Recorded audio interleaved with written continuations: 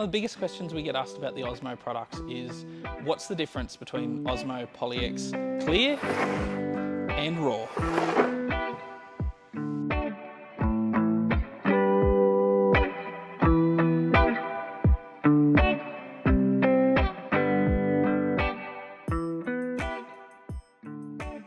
So in the Clear range, we have 4 different sheens, which is the matte, semi-matte, satin and gloss. Each gives a slightly different sheen level, depending on the need for your project. Now let's look at Raw.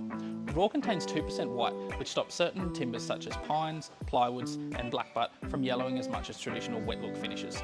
It creates a nice natural, invisible finish, which would be great for your light projects. So the difference between the Raw and the Clears is the Raw contains that 2% white, so is a lighter, whiter finish. And then we've got the Clear matte, semi-matte, satin and gloss, which all have their varying sheen levels.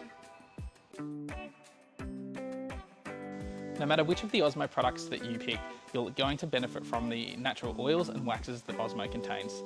Osmo is a natural product with low VOCs. Osmo features a high coverage and is safe for kids, animals and plants.